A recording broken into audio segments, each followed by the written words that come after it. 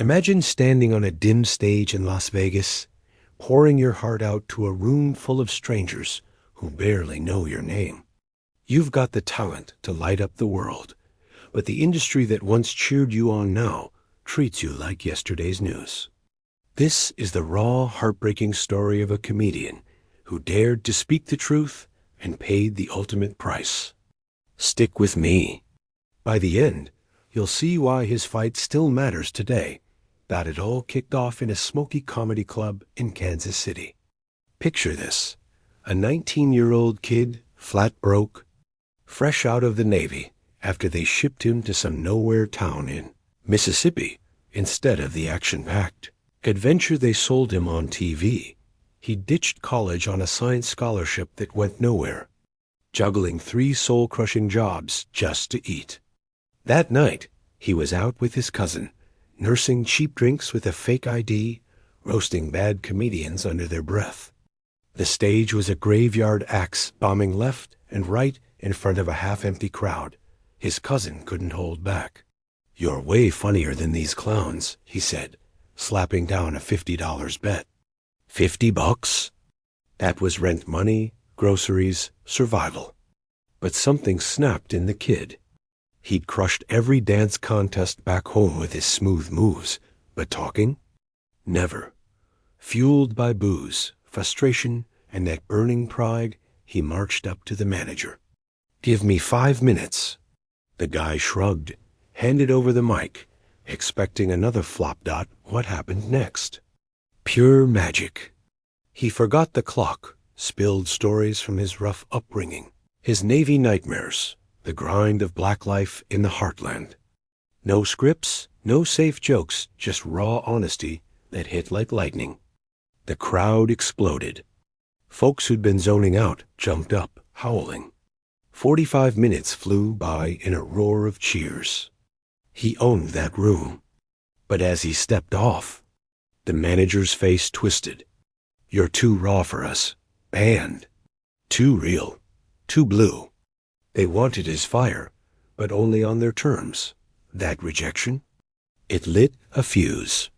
9 months later, he was selling out spots all over town. His own circuit, his rules, no gatekeepers. He built an army of fans from scratch. Then came the mentor moment. A sharp-witted headliner caught his opener set and pulled him aside. "Kid, you're gold. Ditch this pond. Head to L.A. or New York. Swim with the sharks." His mom echoed it. "You're ready for the big leagues." Heart-pounding, bag in hand, he boarded a Greyhound for the City of Angels. Little did he know, the real war was just starting. Los Angeles hit him like a brick wall. No red carpet, just cold streets. He crashed standing up for weeks, too stubborn to crash at family. 3 jobs crushed him, scrubbing plates by day, slinging pizza nights, guarding a rundown motel graveyard shift. 2 hours of sleep, max.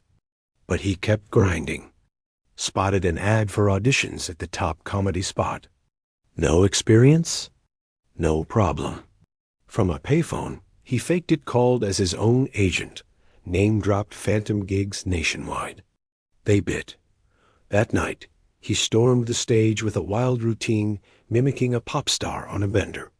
The owner rushed up post-set. "You're hired. Stay at my place." From sidewalks to a Hollywood Hills mansion overnight. Living with rising stars, he soaked it all in. The deals, the dirt, the dangers of going rogue. Then the big test. A foul-mouthed rock star comic needed an opener for his arena tour. Everyone else played it safe. Not him. He hit the audition with a ballsy impression twisting the guy's macho vibe into something wildly unexpected. The room froze. Fists clenched. But the star laughed hardest. "You're on." First gig. 30,000 screaming fans, all white. Him the lone face of color. The warm-up bombed under beer cans. He flipped the script-blasted music, broke into dance, owned the energy. 30 minutes of chaos turned to chance.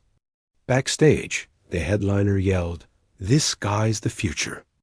Success piled on. A hit sitcom about two hustling black buddies ran 4 seasons strong. He was a star bankable beloved. But behind the laughs, a nightmare. White writers scripting black lives they never lived. 12 of them clueless. He'd rewrite on the fly with his co-star, fixing the fakes, but zero credit. It clicked.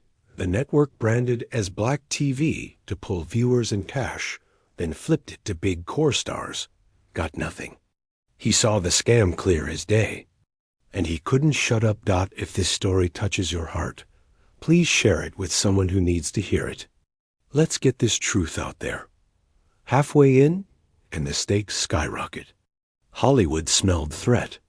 No big movie roles? Enter a music mogul at a sunset diner. Got a script? He did. Handed it over. Check for $1 million right there. They shot it indie style straight to streets, no studios. Opening weekend. Crushed a galaxy-sized blockbuster in limited theaters. Proof. Black creators could win without the machine. But that sin? Unforgivable. Gigs dried up. Projects vanished to safer faces. And the hammer fell. Scandals hit icons he'd watched for years, basketball legends, music kings, TV dads. Patterns screamed setup. Destroy independent black powerhouses. He called it out loud. Defended them fierce. Linking dots no one dared. No charges, just smears. He named the hypocrisy a white director, convicted of horrors with a kid, flees abroad, wins Oscars. Black stars? Canceled forever. He stood solo at one trial, limo ride with the family, dancing atop the SUV for fans as cops cleared paths. Truth over survival. Consequences? Brutal. A charity race promo for a low-rent flick. I can't drive, he warned. Gas instead of brake. $1.5 million supercar explodes into a wall. He walks away. Headlines mock the reckless clown. No mention of why he was scraping for stunts. 2 years on, a reality show airs his debts, family burdens from glory days. Cameras framed him as the fool, not the system that starved him. Ratings soared on his fall, burying the real crime. Now? Las Vegas exile. Nightly in a 300-seat room, phones locked away to cage his fire. He riffs bitter same old bits for tourists, sipping on stage, snapping at hecklers. Reviews sting, angry, washed up. But he admits it. 20 years grinding, dreams dead.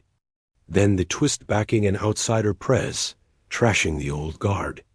Not politics. Pure rage at the machine that chewed him up. From Hollywood darling to Vegas ghost, his journey screams warning. Talent alone ain't enough.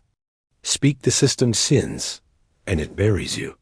From that $50 bet to sold-out arenas to this dim stage, he proved independence works, then got crushed for it.